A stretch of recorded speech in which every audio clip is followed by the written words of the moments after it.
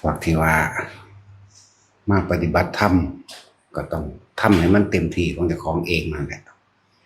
พวกที่บวชเข้ามาก็เหมือนกันให้ศึกษาพระวินัยซะก่อนให้ตั้งใจเฮ็ดเต็มที่ในปณิธานของเจ้าของเองเขาตั้งใจไว้แนวใดว่าสิเฮ็ดแบบใดเขาก็เฮ็ดไปแต่สำหรับภิกษุนักบวชจะต้องเรียนรู้พระวินัยก่อนบ่แม่นคิดจะเฮ็ดไปตามใจเจ้าของใดเฮ็ดไปเด้บางคนบวชแล้วกูสิไปอยู่พุ่นกูสิไปอยู่พี่กูจะไปโปรดสัตว์ซะก่อนผิดเบิดจักว่าวินัยตัวเองยังบ่รู้ค่ำพิจารณาอาหารปัจจเวกขณะพิธีต่างๆยังบ่รู้ส่วนมากนะไปเอาแต่เฉพาะยอดคำสอนมานะยอดมันหูทิพตาทิพยังรู้เป็นผู้พิเศษเป็นผู้ยังรู้ฟ้าดินมีแต่เป็นอรหันต์มาเลยยังต้องศึกษาพระวินัยซะก่อนเนี่ยเวลาสันเข่าปฏิสังขโยนิโสปินทปาตังเป็นจังไดนิโสจีวรังเป็นจังไดนิโสเสนะสนั่งเป็นจังไดว่าท่านได้รู้ซ้ำเด้ฟาดเอาพวนจากวิเศษโลดพระอินทร์มาหาพระพรหมมาหาเทวดาแบบนั้นแบบนี้ไปแล้วโอ้ยมันผิดปริตอันนั้นเด้อตอนเป็นคนมันก็เว้าได้อยู่แล้วมันบ่ผิดพระวินัยตอนเป็นมาบวชก็เป็นภิกษุแล้วเว้าบ่ได้เด้บาดมันบ่ได้สมควรแก่เหตุที่จะของที่ต้องเว้านะอย่าพึ่งแสดงมันผิดหลายอย่างอยู่เด้ฉันเขาก็เหมือนกันเด้อข้าวโพดที่มันติดอยู่ในแกนบ่ได้ให้แห้งเด้ปกติเฮาชาวบ้านเฮาก็แห้งมันว่าแทะภาษากลางว่าแทะเลยแทะตัดไปเลยนั่นน่ะหรือมะม่วงก็บ่ได้ให้กัดไม่ให้แทะทำเป็นชิ้นๆเป็นของที่สมควรก่อนเพราะฉะนั้นเพิ่นสิมีการกะปิกะปิเนี่ยหมายถึงก็ทำให้เป็นสิ่งที่สมควรเหมาะสมกับสมณะสารูปเสียก่อนเด้ว่ากะปิเนื้อยังเจเนื้อที่มันเป็นติดอยู่น้ำตามกระดูกไก่ปีกไก่ขาไก่ยังก็แล้วแต่นี่จะต้องฉีกออกให้มันเป็นค่ำๆเด้พักมื้อนี้ก็เป็นเฮ็ดให้มันสมควรเป็นค่ำๆเพิ่นก็กะปิบ่ได้พักก็ดีผักที่เกิดด้วยเมล็ดก็ตามด้วยเครือก็ตามโดยรากก็ตามผักที่เกิดเป็นยาวๆนั่นน่ะจะต้องมีการกะปิเบิดบ่แม่นธรรมดาเด้ออันพวกคิดว่าเขามาสิเป็นผู้พิเศษเลยเฮ็ดแบบนั้นแบบนี้นั่นน่ะขั้นต้นแรกก็ยังบ่มีอยู่คือการห่มผ้าคล้องผ้านี่ก็เหมือนกันให้เนียบแล้วก็ถ้าเป็นหลวงตานี่ลูกบวบตกบ่ได้เด้กราบพระเพิ่นบ่รับเลยธรรมดาบ่เข้าใจคำว่าลูกบวบบ่นี่ก็เอิ้นลูกบวบเบิ่งนี่ที่เฮาพันขึ้นมาแขนเฮานี่เนี่ยกราบพระตกปุ๊บนี่เพิ่นเห็นปุ๊บนี่เพิ่นออกไปเดี๋ยวนี้เถอะทันทีเลยเด้ธรรมดาเด้อนั่นแหละครับคือมันบ่มีสติสำรวจในกายตนความหมายเพิ่นนั่นสิวินัยหรือวินัยบ่มีในหันก็ช่างแต่ว่ามันบ่มีสตินี่เพิ่นเน้นเอาตัวนี้ให้รู้สำรวจในกายเจ้าของเองว่าพวกเขาส่วนมากเตะเสะโดนแล้วเนาะตกเปียลงแบบตามยามอยู่หน้าอกคุณจังได๋จังว่าล่ะนุ่งจังได๋ให้มันรัดรูปในตัวเองสมควรแบบใดการนุ่งคล้องผ้ามันนี่ถ้าเข้าในบ้านกลางบ้านเพิ่นก็ให้คุมห่มคุ้มปิดไหล่ขนาดเฮาอยู่กลางบ้านแท้เฮายังปิดไหล่ตลอดบ่สังเกตเบิ่งบ่ขาดจักเทื่ออันผ้าปิดไหล่นั่นน่ะการนุ่งจังซี่เวลาเฮาคล้องผ้าห่มผ้านั่นแหละคล้องผ้าก็ดีก็คือว่าบ่อยากให้เลยหน้าแข้งแล้วก็บ่ให้ต่ำลงไปกว่านั้นหรือมันลามลงไปแน่เลยลงไปแก่ก็บ่ได้ถึงกับว่าลากหรือคุ้มจนถึงตุ่มม่องขนาดว่าลากดินอยู่จังซี่นะให้พอดีพองามนั่นแหละ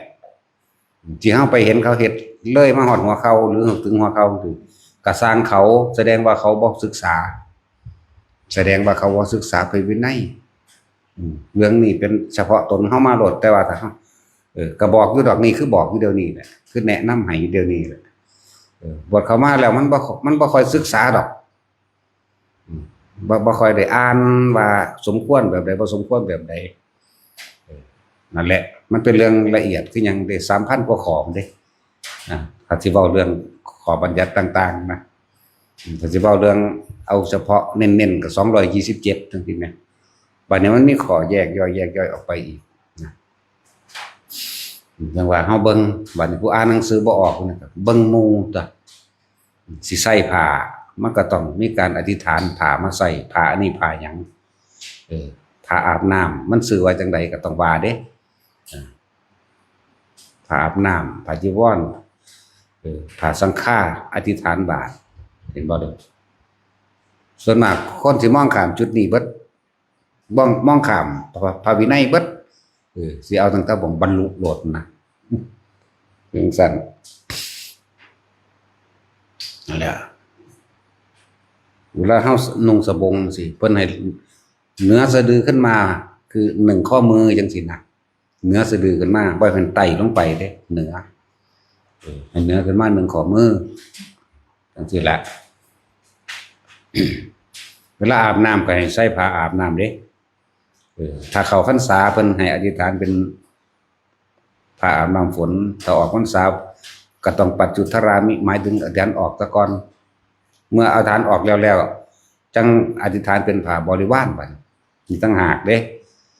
พากันศึกษาเด้อว่าแม่นคิดจะเฮ็ดจังได๋ก็เฮ็ดไปตามใจเจ้าของเองให้โอกาสคักก็ได้ไผก็ดีทำผิดทำพลาดมานั่นนี่เห็นบ่ทีนี้ออกไป3มื้อนี้ออกไปจังซี่บ่จักหยังพระเดินทางจะต้องมีบาตรตลอดเด้มันขาดกันบ่ได้เด้บริขาร8นี่แล้วคิดเอาจังได๋บางหันบางนี้เข่งบางนี้บ่เข่งตัวเองบ่ทันได้รู้ฮอดพระวินัยอิหยังจักอย่างกินฉีกเนื้อฉีกใช้ปากกัดหรือฉีกเนื้อ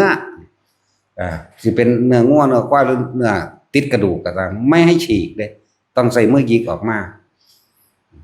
บ่ได้แม่นแบบนั้นที่คิดเด้อผลไม้ทุกอย่างต้องทำเป็นของที่สมควรซะก่อนเรียกว่ากะปิสมควรเป็นคำน้อยๆได้กินบ่ได้ก็บ่ต้องกินมันดอกบ่ได้บวชมากินจากเดินทางไปทางใดที่บ่มีบาตรผิดเบิดนั่นแหละชื่อไว้โลดไผก็ดีเห็นบ่ล่ะไปบ่มีบาตรมันมาแต่ไสโลดเด้ตัวเขาเองแม่นบ่เบิ่งตัวเขาเองก็สร้างมันถึงเป็นเขาสิถ้าเขาทวงเขาทักมาเขาตำหนิมาถ้ามันถูกต้องตามพระวินัยเฮาต้องน้อมเข้ามาเบิ่งเจ้าของโอ้มันแม่นความเขานี่แล้วไปทางใดก็บริขารแปลกก็ต้องไปนำตัวนี่แล้วบวชใหม่ๆจังซั่นแล้วบ่จักหยังแต่เก่ามันยังบ่ฮู้จักอยู่เพราะอันบ่ศึกษาพากันเฮ็ดทั่วทีปเพิ่นขอเว้าเรื่องพากันมาเป็นผู้วิเศษเป็นหมอดูว่าซั่นเป็นหมอดูเป็นสะเดาะเคราะห์เป็นสร้างกับของเรื่องเครื่องร่างของขลังเป็นซักยกซักไล่เป็นแต่งพิธีหมอนั่นนี่โอ้สารพัดพวกอ่านหนังสือออกก็พากันอ่านเด้ออริยวินัยนั่นเฮาเก็บให้ทุกองค์อยู่แล้วมันบ่ได้ถือเล่นหนังสือแต่ละเล่ม500-600เล่ม500-600 บาทพุ่นเด้คิดว่าอยู่นี่ได้ง่ายพวกเจ้าไปเบิ่งอยู่หม้องอื่นเด้อบ่เป็นจังซี่ก็แล้วกันนะบ่มีห้องน้ำในโตการอยู่การกินลดอยากอีกมันมีห้องน้ำในโตมีพัดลมให้เป็นธรรมดาบ่เป็นแบบนี้เด้อห้องน้ำก็ร่วมหยังก็ร่วมสั่นแล้วต้องศึกษาเบื้องต้นซะก่อนตัวเมื่อบ่ได้เบื้องต้นแล้วมันสิเอาทำกลางแบบที่สุดทางปลายมันจะเอาหยังมารองรับบ่ได้พื้นฐานบ่มีตั้งแต่ตึกใหญ่ๆเขาก็เทคานบักใหญ่ตอกเสาเข็มลงนี่ก็เหมือนกันตอกเสาเข็มลงเทคานลงศึกษาภายในมันแน่นหนาซะก่อนเอาแล้วผ้าปูนั่งมื้อนี่มันชื่อว่าจังไดถือไปนำตัวนั่นแหละมันคิดจะเฮ็ดจังไดก็เฮ็ดไปคิดว่าเจ้าของเป็นผู้รู้ไปอ่านไปจำมาไปสอนเขาลูกศิษย์เก่งก็อาจารย์บัดนี้อาจารย์แก้บ่ได้เป็นบ้าก็มีแล้วผู้แก้บ่ได้นั่นอย่าคิดว่าเจ้าของบรรลุได้นั่นน่ะผู้เข้าใจว่าเจ้าของรู้แล้วกูบ่ฟังกูบ่เฮ็ดแล้วแต่คำแสดงอาบัติมื้อนี้ก็บ่ทันฮู้จักอยู่อาบัติเป็นจังได เหตุเกิดแห่งอาบัติเป็นจังไดก็ยังบ่ได้รู้อยู่ไปแล้ววิเศษแล้วนั่นแหละแต่ว่าบ่ได้ฟัง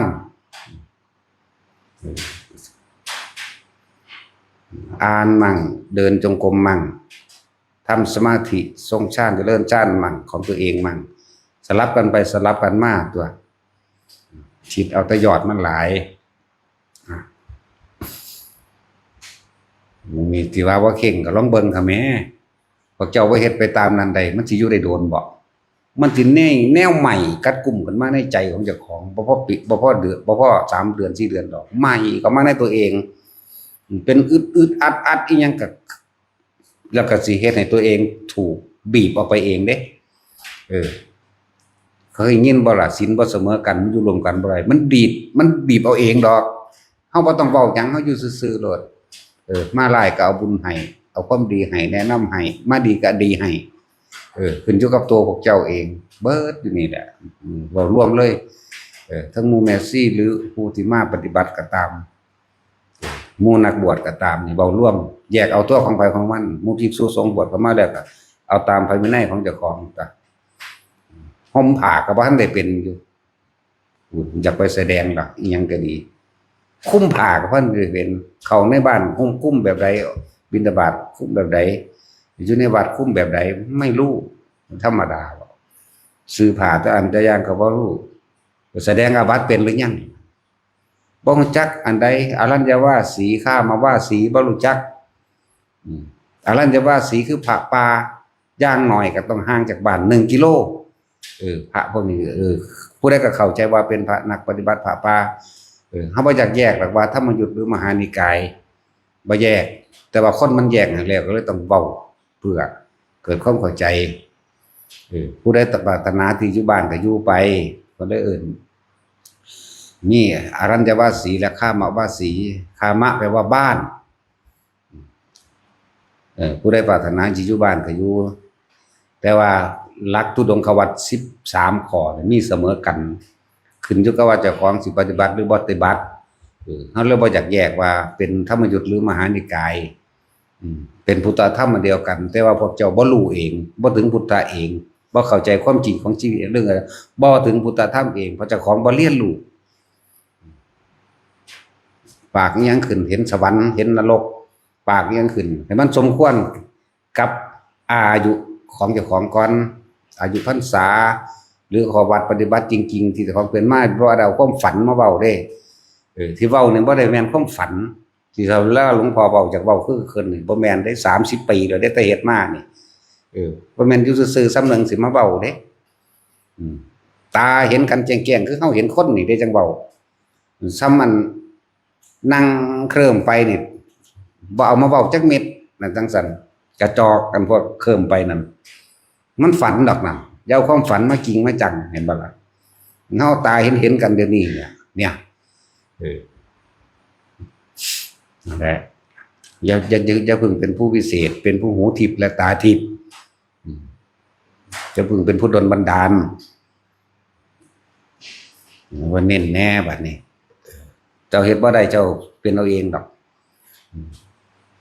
คนภาวนามันสิบ่ไปตำหนิไผเด้เฮาฮู้จักอยู่เด้คนไปตำหนิผู้นั้นซ่อมผู้นี้เป็นนั้นนี่ซุบๆซิบๆว่าเขานั่นคือคนบ่เบิ่งเจ้าของมันบ่ภาวนามันบ่ทำสภาวะในความรู้สึกตัวให้เกิดขึ้นแต่ไปจ้องจับผิดผู้อื่นไปมีความรู้สึกตัวกับแต่ผู้อื่นคนนั้นดีคนนี้ไม่ดีคนนั้นผิดแบบนั้นคนนี้ผิดแบบนี้อันจริงไหมนี่จริงไหมถามเฮาก็ฮู้นี่แต่แนะนำให้เบิ่งเจ้าของนั่นแหละธรรมะมันเป็นเรื่องเฉพาะตนมันบ่แม่นเรื่องสิเอาผู้อื่นมาตำหนิแล้วเจ้าของสิพ้นเด้ธรรมะแปลว่าความจริงของเจ้าของเองความจริงในความรู้สึกนึกคิดของเจ้าของเองคนให้มันพอเฮาเป็นทุกข์กับสิ่งใดเฮาไปยึดสิ่งใดที่ต่างหากส่วนการทำกิจกรรมรวมกันก็คือเฮาทำวัดนี่แหละเฮาก็แค่ทำเฉพาะยามมื้อแลงเองดอกมันสิเสมอกันมั่งบ่เสมอกันมั่งก็ปล่อยๆไปเกิดความสามัคคีอย่างหนึ่งอัตตะสัมมาสมาหิตาขึ้นอยู่ในหลักการแห่งการ มันประชุมกันเป็นเนืองนิดสังคีตะคือมาสวดมนต์พร้อมกันเขาบอกแม่นว่ามันสิเป๊ะเป๊ะเป๊ะทุกอันดอกมันก็มีผู้เสียงสูงเสียงต่ำผู้ขี้เอขี้บีขี้ชาบและเมนเนอร์นี่เลยเนาะจากว่าแท็กซี่มึงกูนักดนตรีเด้กูจักกูเด้ โอ้แมนจะสิเด่นนะนั่นแหละทำไปทำมาเรื่อยเขาเลยครับมันก็เข้ากันเองนิดหน่อยก็ปล่อยออกไปตัวจังใดกระจางถ้ายังไปถือผิดถือถูกอยู่นั่นเท่ากับไปเกิดกับผิดกับไปเกิดกับถูกเด้ออารมณ์มันเกิดกับความผิดความถูกนั่นแหละมันบ่พอใจผู้นั้นทั้งสั้นทั้งสี่แต่มันพอใจผู้นั้นทั้งสั้นสี่เหมือนกันเกิดขึ้นเขานั่นแหละสวดมนต์กับทำบัตรอย่างเงี้ยก็คือกันนิดหน่อยก็ปล่อยไปแต่ว่ามันเรื่องข้อขาดบาดตายแต่ก็ละคอยเบิ่งกันไปประคองกันไปมันพอกันยังบอกอยู่ให้รักกันดุจดั่งแขนขาอวัยวะเดียวกันมันไปบ่รอดดอกถ้าเกิดว่าไปฆ่าตำหนิซึ่งกันและกันว่าเจ้าของถูกผู้อื่นผิดบ่ได้นั่นเลยท้าถ้าโดยภายวินัยอันนี้บ่ควรบ่แม่นเด้นี่ย่างกินน้ำน้ำทางถือขวดน้ำขวดนมกินไปนี่บ่ถูกอันนี้เห็นบ่ล่ะเป็นอาวัตตลอดเด้คนย่ำเงียวกับนั่งเงียวเอาในที่บังๆลับๆแน่ว่าไปตัวห้องน้ำอาบน้ำก็ให้ใส่ผ้าอาบน้ำบ่ได้ให้ปลาห้ามอาบน้ำเด้เป็นอาบัติเด้รู้จักบ่ยังอกุศลให้เกิดในจิตเนี่ยเดี๋ยวเบิ่งเจ้าของโอ้กูก็งามเลยยังว่าเนี่ยเห็นบ่อกุศลเกิดบ่สักมันปรับไปได้อีกหลายข้ออยู่เด้อยากว่าล่ะให้ใส่อาบไปแน่แต่ก็ยังว่าเฮามาคมเจ้าของเองเฮามาฝืนเฮามาขัดหรือเฮามาเรียกว่าตะกี้เฮาเคยชินนั่นบ่เฮามาละความเคยชินของเฮาเองออกจากโลกเด่นบ่ว่าเน้นบ่ว่ามุติสุเด้คำปฏิสังขายโยต่างๆกินข้าวกินยาก็ต้องกิรานะปัจจจะเภสัชจะปริคาโลเด้กินยาก็ดีตะเกาก็กินเลยเด้เป็นว่าซั่นเฮาต้องพิจารณาซะก่อนนี่เอามาใส่กรอบมือกิรานะปัจจจะเภสัชจะปริคาโลปริพุตโตซะก่อนเด้จื้อไว้นี่เด้อเบิดอยู่นี่แหละผู้ใดบ่พิจารณาซะก่อนมันบ่ได้คิดว่าสิได้อันยอดธรรมเด้ถ้าขอวัดหรือศีลบ่บริสุทธิ์เฮ็ดจังไดสมาธิมันสิเกิดได้มันก็มีความกังวลของข้ายในหันแหละจิตมันบ่ตั้งมั่นได้ดอกจะไปเว้าเรื่องปัญญารู้เห็นนั่นนี่ปล่อยวางปล่อยเวิงมันปล่อยแต่คำเว้านั่นแหละเวลาเขาบอกหันแนะนี่จังซี่ขนาดครูบาอาจารย์ว่าให้แท้ๆมันยังสูญวือขึ้นมาแน่นั่นแหละตัวอารมณ์น่ะตัวเกิดถึงรู้จักบ่ล่ะพบเกิดขึ้นวุดวัดนั่นน่ะหมุนอยู่ไม่หน้าที่นึงมัน3 ล้านกว่ามันบ่แม่นหน้าที่นะวินะธรรมดาได้วิเด้แตกเดียวนั่นน่ะ3 ล้านก็พบล่ะคนคิดบ่จักหยุดมัน3 ล้านแบบใดสุว่าตายตอนไปเกิดนี่ปุ๊บแล้วมันสิไหลต่อเลยจักบ่ล่ะขนาดนั้นเด้อนี่เป็นอาจินไตยซ้ำนี่อันที่เว้ามานี่คนหลายคนบ่ฮู้นี่จักบ่ล่ะนั่นแหละจังว่าอย่าคิดเฮ็ดแบบใดอย่าไปหาบ่ซั่นก็ว่าคัดใจเจ้าของบ่แม่นไปตามใจเจ้าของบ่แม่นเอาตามเจ้าของยึดไว้กูเฮ็ดแบบนี้แบบนี้เห็นบ่ถึงหลายๆคนก็มาว่าแค่ว่ากูมาขอบวชได้แล้วกูสิหนีไปอยู่บ้านบางคนพูดไปบอกกับหมู่ไว้แล้วบวชแล้วก็พุ่นไปเป็นอาจารย์อยู่พุ่นมันบ่ทันได้สมควรเข้าว่าล่ะมันบ่แท็กซี่อยู่3 มื้อได้5 มื้อได้7 มื้อไปล่ะเป็นอาจารย์ล่ะบัดนี้เอาจำไปสอนเขาตัวของบ่มีประสบการณ์แก้บ่ได้ถ้าเขาเป็นบ้าเจ้าของก็เป็นบ้าเพราะเขา10 เท่าสิบอกให้เด้อผู้ใดก็ตามบ่แม่นแก้จริตเขาบ่ได้แก้ข้อผิดพลาดให้บ่ได้แต่ของบ่มีประสบการณ์โอ้ยอดเอาแน่จัก5 พรรษาจังไปมันพ้นนิสัยซะก่อนเรียนรู้นิสัยในการขอวัดปฏิบัติและการกระทำของเว้าอย่างต่างๆก็เลยเอิ้นว่ามันพ้นหาซะก่อนจักหน่อยแน่ขนาดนั้นจะพึ่งแสดงถอมันบ่รอดเนาะจั่นล่ะบัดนี้ คำต่างๆเวลาเขาขอศีลขออันพระเขาว่าเป็นบาทนี่เป็นบ่สั่นบางหม่องเขาเจ้าขอศีลแม่นหยังเนาะประเด็นเนาะเอ้าบ่ได้ดอกอาจารย์หม่อมครูบาพระว่าแน่เอ้าถ้าพระว่าเป็นบ่ได้สิธรรมดาเด้หลายๆหม่องที่ว่าจำพรรษาแต่ละหม่องถ้าบ่มีผู้สวดปาฏิโมกข์ได้บ่ได้พรรษามันบ่ธรรมดาเด้เอาดีๆเด้อไปอยู่คนเดียวมีบ่นั่นบ่มีผู้สวดปาฏิโมกข์ได้ในอาวาสนั้นๆมันบ่ได้เต็มเด้อนั่นน่ะเฮาบ่เว้าซื่อๆเด้คิดว่าเฮาบ่รู้บ่เว้าซื่อๆเด้เอาเฮ็ดไปก่อนคนเฮามันผิดพลาดมันแก้ได้เสือกไปบักใหญ่พี่แนวมื้อนี้รู้จักบ่พูดแล้วพวกบวชมาก่อนโดนๆนี่ก็เลยแม่นบ่ล่ะ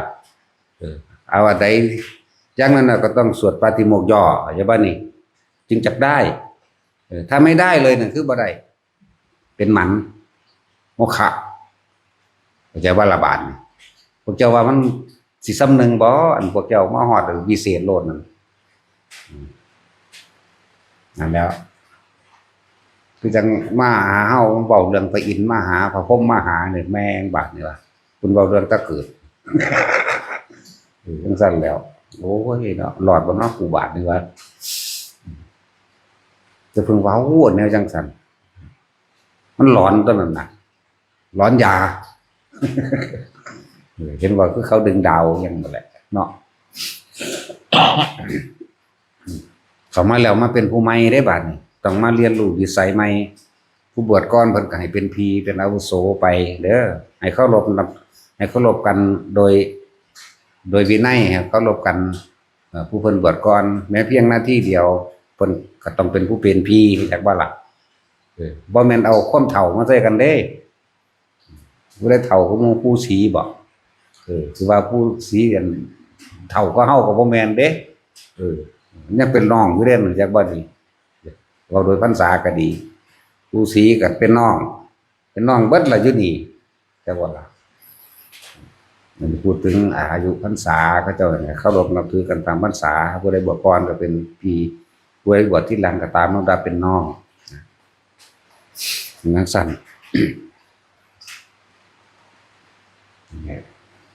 เวลาถกเถียงกันกับเบิ่งซะก่อน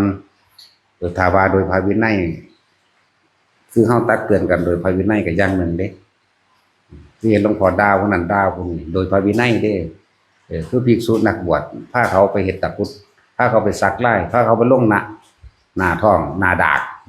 มื้อนั้นแม่นเบิดแหละสักสาริกาสักขี่เข็บกับแก่ขี่ขันขากซักไปทั่วที่ทั่วแดนเนาะนั่นแล้วหลายซักกระดอดเนาะปลัดคิกมันก็ซักบ่เลยโอ้ยซักหีมันน่ะนะใส่หน้าผากไว้นะเนาะผู้หญิงก็ซักกันนั่นแหละใส่เขาก็ซักอีหลีได้ล่ะมันนั่งบังในจักหน่อยแต่ยังเขาอยากโชว์ก็โชว์เด้นั่นแล้วซักไปเรื่อยหลวงปู่ปวกเคยตัวเราบ่ซักไว้หน้าผากเราซักดวงอาทิตย์อยู่ใกล้แน่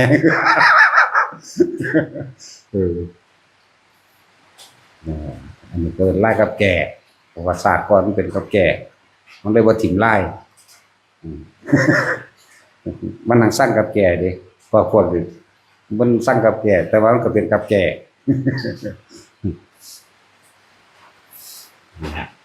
หลายอันหลายแบบก็ทั้งมากับผิดพลาดใดเบิดนั่นแหละมันบ่รู้เนาะเตือนพวกเขามาใหม่เด้อให้พากันอ่านเบิ่งแน่นั่นคือเครื่องรักษาเฮาเองเด้พระวินัยเป็นเครื่องรักษานักบวชฉะนั้นนักบวชจะต้องรักษาพระวินัยเมื่อรักษาพระวินัยได้แล้วนั่นแหละจึงว่าทำทั้งหลายเหล่านั้นที่เฮารู้สิกลับมาปกป้องคุ้มครองเฮาเองบ่แม่นคิดจะไปจังได๋อยากเฮ็ดจังได๋ก็ไปบ่ฟังความเจอมาหลายอันละแบบมันใจดีแล้วมันใจดีเกินไปบางพวกบวชมื้อเดียวบ่ฟังความเฮาให้ความสึกก็สึกกันเอาทีนี้ไปสึกได้ก็ไปทั้งตัวได้บาทนี่มันก็เป็นบาปก็มีฝุ่นขามไปฟังฝุ่นก็มีเอาเข้าไปตอนเว้านะควรพระอรหันต์เว้าบัดจังได๋เดี๋ยวผมสิไปสวดมนต์ข้ามปีอยู่ฟังฝุ่นพะนะ นั่นนี่ก็มีไหมเอาผมบ่ฟังคุ้มไผได้ว่าซั่นบ่ฟังกับไปจังซั่นแล้วมันบ่ฟังหลายอยู่บาดนี้มันสิได้คัดกรองกันแล้วบัดนี้เนาะแต่กรองคือเก่าแล้วที่จริงมันกรองเอาเองดอกเฮาบ่ไล่ผู้ใดบ่ด่าผู้ใดแต่ว่าโดยธรรมโดยศีลโดยมันบ่เสมอกันมันสิบีบตัวเองออกสิหาเรื่องคนนั้นหาเรื่องผู้นี้ไปเอาไปมากหนีเอาเองนั่นแหละเป็นมาแล้วล่ะแนวมือขนาดเฮาเตือนแล้วเตือนอีกบ่ได้รู้ตัวเด้หาเครื่องอยู่ให้เดินจงกรมเด้อนั่นเด้อเอาพระไตรปิฎกไปอ่านเด้อแต่บ่ฟังความจักสิมาเฮ็ดหยังแต่เก่งกว่าเฮาก็สร้างเอาเองตัวแม่นบ่ล่ะแต่ถือยังว่าแต่ของเก่งกว่าจนไปสร้างเอาเองไปสร้างสำนักเอาเองเลยไปตั้งเอาเองไปสอนเอาเองไปเฮ็ดเอาเองอยากได้แบบไรเฮ็ดเอาเนาะบ่แม่นมาลักษณะนี้นะต้องเฮ็ดจังซั่นนะมาบอกเฮาซ้ำอาจารย์บางเฮ็ดจังซั่นจังซี่นะเอิ้นผู้อาจารย์หาแหมงหยังเด้อบ่ฟังความหูเนาะต้องเฮ็ดแบบนั้นเด้ต้องเฮ็ดแบบนี้เด้ต้องเปลี่ยนทำนองสวดมนต์พร้อมแม่งบาดนี้เสื้อว่าเขาที่สวดได้ซ้ำนี้เนาะอยากเฮ็ดไปเฮ็ดเอาเองก็จังว่านั่นแหละบอกหมู่เขาบ่ฟังความตีเขาได้บาดนั่นว่าซั่นสอนก็ได้ตีหมู่บ่ได้ให้คักเพิ่นมาเด้พวกตีหมู่อย่าไปมีความคิดว่าสิขึ้นมาไปหาเฮ็ดเอาเองได้ก็บ่ได้ขึ้นมาเฮาว่าตีว่าขาซื่อๆเด้เฮารังเกียจคือหยังคือคนพวกนี้พวกใส่กำลังโอ้ยไปบังคับผู้อื่นให้มาเคารพเจ้าของจังไดเนาะไปบังคับให้คนเชื่อเจ้าของไปบังคับให้ผู้อื่นมาเคารพนับถือเจ้าของว่านี่แหมคือความรักแหละไปบังคับให้คนอื่นมาฮักบังคับจังไดก็บ่ฮักมึงดอกว่าแท็กซี่แต่เขาบ่ฮักซะอย่างล่ะจังซั่นแหละจังว่าให้อ่านในอริยวินัยเด้อให้อ่านให้ศึกษาเบิ่งอันนี้ควรหรือบ่ควรอันใดแล้วก็เฮ็ดไปอ่านเมื่อยล้าแล้วเดินจงกรมมั่นนั่งสมาธิมั่นยืนเดินนั่งนอนบางอย่างก็หาเครื่องอยู่หรือจะไปเฮ็ดเพื่อมันมีกิจกรรมทำเฮ็ดทางจงกรมร่วมกันหรือเฮ็ดห้องน้ำร่วมกันก็ออกไปเฮ็ดได้แบบบ่ล่ะแล้วที่มันเป็นประโยชน์เฮ็ดไปนั่นแหละหาวินัยกับพันได้ฮู้จักโตก็ฮู้ว่าเฮ็ดผิดเฮ็ดถูกแนวใดตลอดระยะเวลา5 ปีนี้อย่าขาดคือกลางคืนนี่เนาะคืออย่าห่างจากบาตรอย่าห่างจากสังฆาอย่าห่างจากสบงอย่าห่างจากจีวรเข้าใจบ่ต้องให้มันอยู่ครบใน5 ปีนี่จักบ่นี่มันจังสิห่างได้เด้เห็นหลวงพ่อเอาบาตรไปตั้งไปพุ่นมันบ่แม่น5 ปีมันเลยบ่แห้งเลยมันเท่าไหร่ปีแล้วเด้ก็คือหลวงพ่อก็น่าไปตั้งไปแต่ของฮักก็ได้2 3 4 ปีมาได้ก็อยากบ่ล่ะไปทั้งใดก็ต้องเอาบาตรไปนำทุว่ากลับบ้านไปเยี่ยมบ้านเด้งต้องเอาบาตรไปนำเด้ชื่อไว้เด้อไผก็ดี5 ปียังห่างได้แม้กระทั่งการถือผ้าเก็บผ้าจังซี่เพิ่น10 ปีแล้วเพิ่นสิถือเท่าไหร่ก็ถือตัวเพิ่นเข้าใจดีแล้วแหละผมบ่ถือดอกมันหลายปานนั้น2 ผืนก็ยุ่งยากแล้วเนาะนั่นแล้วอ่านเบิ่งดีๆไผก็ดีคำแสดงอาบัติสำคัญหมู่พระสงฆ์ทั้งหลายนี่คำแสดงอาบัติว่าท่านรู้จักซ้ำแม่นหยังบุเนาะไปแล้วอยากเฮ็ดจังได๋ก็ไปแล้วนั่นแล้วสุขีนี่บ่ได้ให้ได้ง่ายๆเด้มันเป็นตัวรับรองทางกฎหมายโลกโดยทางธรรมมันบ่มีดอกแบบทุกทีแล้วคนซุมื้อมันบ่บริสุทธิ์ใจเขาก็เลยเอากฎหมายโลกมาบีบบังคับไว้มันปลอมหลายบ่ล่ะมันเป็นข่าวปลอมไปหาบิณฑบาตเอาเงินอยู่ในธนาคารกรุงเทพมันเลยต้องมีแนวนี้บัดนี้บางหม่องเพิ่นให้5 ปีได้จังเฮ็ดให้อันนี้เฮาอาศัยว่าความบริสุทธิ์ใจก็เลยเฮ็ดให้เร็วแน่เพราะว่าเฮาต้องการให้ไปอยู่น้ำป่าน้ำดงมันต แต่เขาย่ำเขาพรรษาจังคอยให้ขึ้นมาเห็นนะไปเอาประสบการณ์จริงมั่งนะหนึ่งยากน้ำกันหาหมอเขาโรงพยาบาลก็จังบ่ได้แลนเส้นพุ่นเส้นพี่นี่ก็ขอหลวงพ่อเจ้าคุณให้เพิ่นเฮ็ดให้ปกติเพิ่นหาปียังเฮ็ดให้แต่ว่าล่ะแต่จริงๆแต่ว่านี่ขอในกรณีพิเศษหนึ่งการเดินทางสองเขาโรงพยาบาลเวลาเข้าไปทุดงเมื่อเขาไปสู่สำนักใดๆไปขอศึกษาจากครูบาอาจารย์อันอื่นๆเขาก็ไปถามเขาก็จะเอาใบสุทธิมาเบิ่งเด้หาก็ได้3 ปีจนออกมาจากหันจากนี่ออกจากวัดนั้นวัดนี้บ่ล่ะอันนี้ไปใบสุทธิก็บ่มีบาทก็บ่เอาไปอุ้ยหลายอันหลายอย่างแต่พวกเขาบ่ปฏิบัติโกโลโกโสเขาก็เล่งเด้สิบอกให้ว่าซั่นแล้วก็เบิ่งเอาคือเป็นแนวนี้อยู่ดิมันสั่นแล้วยิ่งประเภทนี้ออกกลางพรรษามีเหตุเบิดคำว่ากลางพรรษาบ่แม่นกลางๆแบบมีอยู่30อยู่15บ่แม่นแบบนี้เลยอยู่ในระหว่างพรรษาก็เอิ้นกลางเบิดมันต้องมีเหตุไปต้องทำความผิดอย่างใดอย่างหนึ่งหรือถูกขับไล่ก็จะว่านี่ใครสิไปลาบแต่ไปกลางพรรษาจังซั่นบ่มีผู้ใดเอาแล้วไปก็ไปบ่มีบาทอีกแต่มีบาทเขาก็บ่เอาอยู่แล้วได้ตัวนี้นะว่าล่ะแต่จะไปทำทาถือเข่งใส่เขาบ่เข่งแล้วเขาก็ยังมีคำว่าให้คือเก่าเห็นบ่แหละจื้อไว้ผู้ใดก็เลยสมมุติว่าไปทำความผิดอย่างอื่นเฮาบ่รับรองให้คือเฮาบ่รับรองให้เฮาบ่รับประกันให้เฮาบ่เอาเข้ามาให้ปรับปรุงใหม่นี่ว่ามีความผิดกระทำเช่นไรแล้วแต่พวกท่านจะทำนี่เสร็จจากบัดนี้เขาสิจับชุดเขาสิจับเขาคุกหรือหาความผิดให้โอ้ยว่าบ่ฟังความอยู่นี่ขาดออกจากสำนักนี่แล้วเด้อบ่ได้อยู่ในปกครองแล้วพวกเจ้าสิเฮ็ดแนวใดเฮ็ดเลยเด้มันไปแนวนี้เด้อันนี้เฮานำปกป้องเอามาให้จังได๋ก็เลยให้แก้ให้โอกาสแล้วก็ยามใจเสยก็มีเด้เห็นบ่ล่ะหลายเทื่อหลายคราวหลายก็ปล่อยเลยตัวบัดแล้วแต่พวกเจ้าอยากบ่นั่นแหละ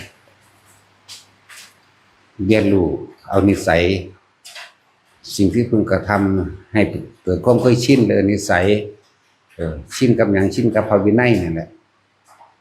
ถ้าว่าผู้นี้ปกป้องตนเองได้แบบตัวนี้สมควรไปเพิ่นก็ให้ไปบ่หาตั้ง5 ปีก็ได้ครูบาโกเมนจังซี่เอาสิไปพอจักปีนั่นเฮายังให้ไปเป็นเจ้าอาวาสอยู่หั่นเป็นอยู่นี่พร้อมเฮาบ่ได้เป็นจักบ่ล่ะ เป็นอยู่หั่นก็เป็นอยู่นี่ก็เป็นเด้นั่นแล้วเมื่อกัน3 ปีนึงบ่ต้องไปเลยจังซั่นตัวแต่ว่าเราบวชอยู่มหานิกายแล้วก็4 ปี5 ปีหมดเด้แล้วมาต่ออยู่นี่อีก3ก็7แล้วก็สิเว้าโดยปฏิบัติหรือว่าเอาตามธรรมยุทธ์นี่เราก็หาก็ได้3นึงเด้แต่ลักษณะท่าทางคำบอกคำจาและความรู้ความสามารถการสวดปาฏิโมกข์ต่างๆเราได้เด้ซั่นเราเป็นตัวยากหยังอยู่นี่หลวงพ่อบ่ได้เป็นเจ้าอาวาสก็ไปได้เป็นแต่เจ้าอารวาสแต่ว่าอารวาสพุ่นเด้ออยู่นี่มีแต่เจ้าอารวาสนี่กำลังอารวาสวื้อว่าใส่ผู้นั้นผู้นี้อยู่นี่แล้วมันบ่ได้สำนึกสำเนียกอิหยังหีแมมนี่ด่าก็ด่าเก่งคือหยังนี่เด้เนาะว่าแต่สิด่าเบิดเอาโลดก็เจ้าอาวาสพูนผู้พุ่นโกเมนผู้นั้นอันเฮาอารวาส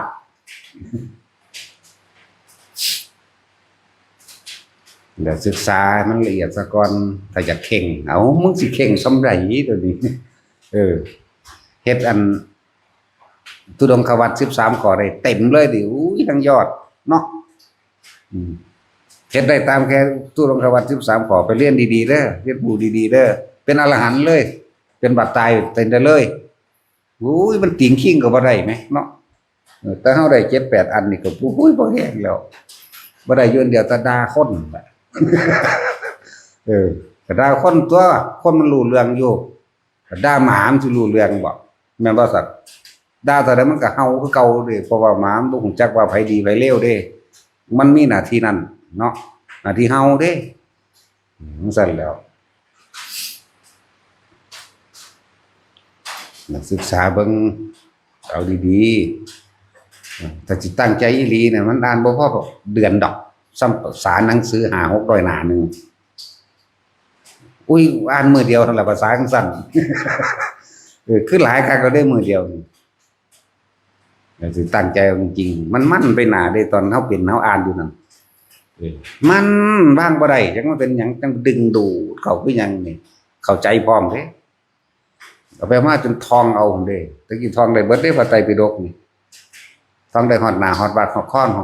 องนี่มีจะค้ำพุ่นเด้ขนาดนั้นเด้มันขนาดนั้นแหละเดี๋ยวนี้ลืมเบิดตัวอันแล้ว ลืมเบิดแล้วแต่มันสิว่าบาดนี้นั่นแหละหลายทุกคนเรียนรู้ทุกคนบวชเข้ามาใหม่เริ่มตั้งใจบวชด้วยศรัทธามีอานิสงส์60 กับ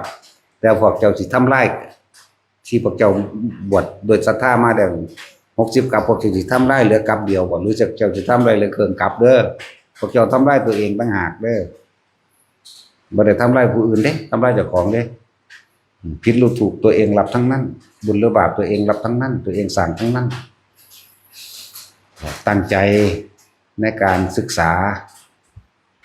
การอ่านพระวินัยก็คือการปฏิบัติธรรมแล้วการอ่านพระไตรปิฎกต่างๆพระสูตรต่างๆก็คือการปฏิบัติแล้วการสวดมนต์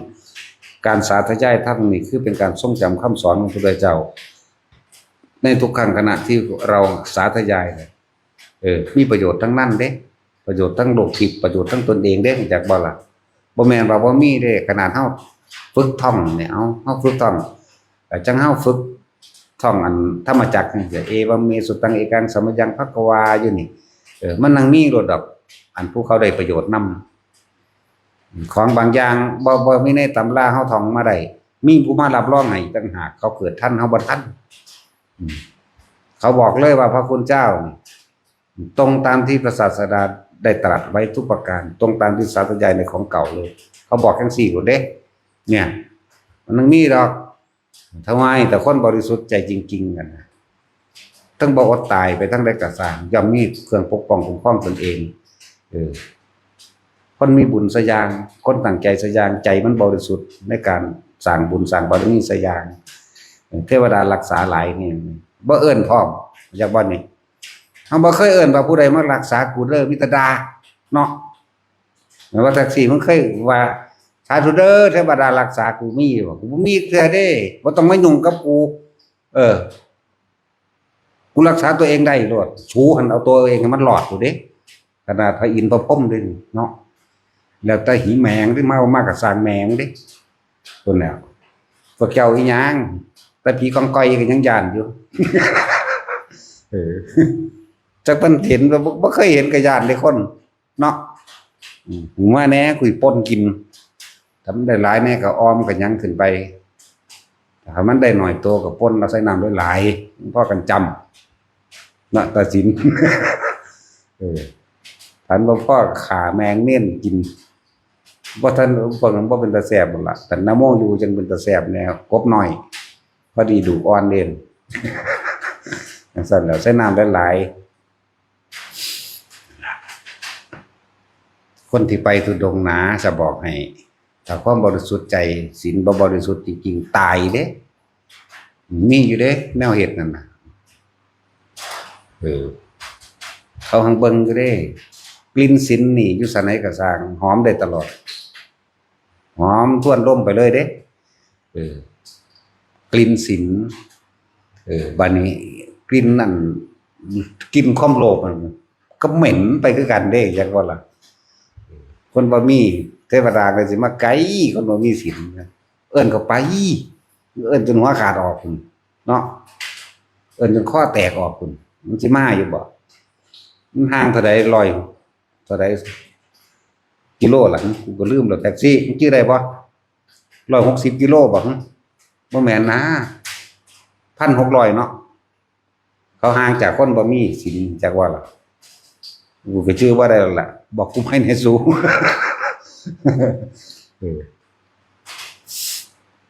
160กิโลห่างกันเอาคิดเบิ่งเอา160กิโล คนจิตใจมีแต่ความโลภความโกรธความเกลียดฝังเต็มอยู่นี่เขาห่างจากมนุษย์สารเลวเรานี่นั่นน่ะ160 กิโลเด้อเนี่ยบัดนี้ไปเอิ้นให้เอิ้นมาใส่กูเอิ้นแมงเด้กูบ่ได้เงินกูรักษาตัวกูเองก็ได้บ่เห็นว่าบานสิบ่มาสาบลาบอยู่เนี่ยถึงได้ไปน้ำหัวไปน้ำยิ้มไปน้ำเลย พวกนี้จังซั่นก็เนี่ยมันเปิดเผยกะสว่างกระจ่างแจ้งอยู่ภายในเฮาพี่เขาฮู้นะเว้าให้หมาหรือเว้าให้คนก็เลย เขาฮู้ฮู้บ่ฮู้ก็สร้างแม่งหรือว่าบ่ได้เงินแหน่ก็ยังด่าตื่มอีกอยู่นั่นแหละทำความบริสุทธิ์ใจในตัวเองว่าเฮาตั้งใจบวชเข้ามาในพุทธศาสนาแล้วอันดับต้นแรกให้ศึกษาพระวินัยมันเมื่อยอ่านแล้วก็เดินจงกรมมั่งออกกำลังกายเหยียดแข้งเหยียดขามั่งอานิสงส์ของการเดินจงกรมพาโทลายกระดอกนั่นแหละไปอ่านเอาอยู่ในตุดงควัตรนั่นแหละ13ข้อเต็มอยู่ในอริยวินัยก็มีแล้วล่ะหรือย่นย่อมาบัดนี้ก็พุ่น2อย่างที่เฮาให้ศึกษาอริยวินัยเป็นเครื่องรักษาตัวเองแล้วก็วัดปฏิบัติต่างๆก็อยู่ในศีลสมาธิปัญญาเรียกว่าวิสุทธิมรรคศึกษาในหันออกจากหันแล้วก็จากอ่านพระไตรปิฎกหรือจากอ่านไปมีธรรมบทมีหลายอย่างในหันแหละเป็นเครื่องประกอบล้วนแล้วแต่เป็นหนทางของเจ้าของชีวิตของคนเด้ผู้อื่นบ่เฮ็ดให้ได้เด้หลวงพ่อนี่ก็บ่ได้เฮ็ดให้ผู้ใดได้เด้ตัวไผตัวมันเด้อันนี้จักบ่ล่ะบ่ได้ว่าสิพาผู้ใดหรือว่าจูงคนไปนิพพานได้เด้มีแต่บอกทางมันบ่ได้เอาแนวมาใส่ได้เด้แต่มันตักได้ก็คือผัวอยู่ตักบ้านขึ้นอยู่เด้เนาะแต่สิศึกษาให้ดีเด้อ อย่าขาดทุนตัวเองได้ทุนดีแล้วความเกิดเป็นมนุษย์ก็เป็นของหาได้ยากจากวันนี้ยากยิ่งกว่านั้นคือความเกิดของเป็นพุทธเจ้าแล้วก็ได้ยินได้ฟังธรรมของพุทธเจ้าได้ปฏิบัติธรรมของพุทธเจ้าแล้วก็ได้ยินได้ฟังธรรมของบุคคลที่เอาธรรมะเอาความจริงออกมาแสดงยากคือหยังนี่แล้วบุคคลกตัญญูนี่หายากที่สุดส่วนมากมันบ่จากกตัญญูปานใดดอกมันจะธรรมดากูล่ะ เนาะแล้วแต่สิจ่อแต่จับผิดแต่กูนี่ล่ะพี่แม่มึงนี่ มันสั่นก็ดีมาเกิดเฮ็ดหยังเนาะสั่นตัวเน้นพวกภิกษุสามเณรสามเณรก็ต้องปฏิสังขายโยเด้อย่าว่าล่ะก็ต้องพิจารณาผ่าก็ต้องอธิษฐานผ่าคือกันเด้พวกอวดอ้างว่ากูก็เคยบวชเหมือนกันนั่นแหละก็บวชก็บ่ได้เลวคือมึงเด้แหละเนาะมึงซ้ำใดเดี๋ยวนี้สั่นแล้วคิดว่าเจ้าของเป็นนั่นใดก็คิดว่าผู้อื่นสิเป็นคือเจ้าของได้บางพวกก็จะว่านี่แล้วเลอะเทอะบ่จักหยังคุณซื้อเลขดูหนังฟังเพลงอันนั้นอันนี้คุณย่างก็ไปกลางบ้านกินน้ำย่างไว้น้ำบ้านกินนมกินเนยไปบ่จักสิจักแดนหยังคิดว่าน้ำติไปศึกษาดีๆเพิ่นอนุญาตก็ได้อันที่เป็นน้ำอัตบาลแบบใดเป็นน้ำอัตบาลแบบใดปานะคือหยังคือยาใส่แบบใดอนุญาตแค่8ชนิดอันแต่บ่แม่นนั่นจะเอามาใส่มันนะแต่แก่น้อยมันก็ดีเนาะตำเครือสมร่มใส่ตะคงตะไคร้ตะคาตำใส่มะขามป้อมใส่หมู่นี่มันผิดหมดนั่นแหละแต่ต้องกระเทียมเนื้ออาหารที่เพิ่นห้ามมั่งสังสิบเป็นแบบใดเลยมั่งสังสิบไปอีกเนื้อที่มันเป็นสัตว์อยู่แล้วเนี่ยรู้ว่าเขาฆ่าเพื่อตนก็ห้ามรับอีกจากบ่นี่หรือสงสัยว่าไปย่างไปบิณฑบาตได้ยินเสียงไก่ฮ้องตุ๊บบัดนี้เขานำจังหันมาส่งหรือว่าสิเป็นไก่ตัวนั้นแน่ก็บ่ให้รับสงสัยว่าเขาฆ่ามาเพื่อเราจักบ่นี่สิว่าหยังกับจงใจฆ่ามาเพื่อเราสิไปว่าหยังก็ไปบอกเอาบ่ได้เนื้อดิบมื้อนี้ก็ห้ามกินจักบ่ล่ะเนื้อดิบเนื้อหยังก็สร้างปลาแดกดิบมื้อนี้ก็บ่ได้ขนาดนั้นแหละไปอ่านไปศึกษาเบิ่งให้เด้อเป็นหยังเพิ่นคือบ่ให้กินเนื้อดิบมันเลยมีในหั่นแหละทั้งเป็นพยาธิทั้งเฮ็ดให้กำลังมันมีมากเกิดความกำหนัดก็จะว่าล่ะพุ่นน่ะจักซี่ก็เคยบวชคือกันบ่จักหยังดอกบวชเอาเมียเนาะ ทั้งสั่นตัวพวกนี้เอาธรรมะไปแลกกามทำทายจากแสดงทำแต่งเสนอสิแต่งแค่มักเขาเนาะกูมันเอากามไปแลกธรรมเด้ มึงนี่เอาธรรมไปแลกกามเด้กูมันเอากามไปแลกธรรมเด้มานี่กูมักเบิด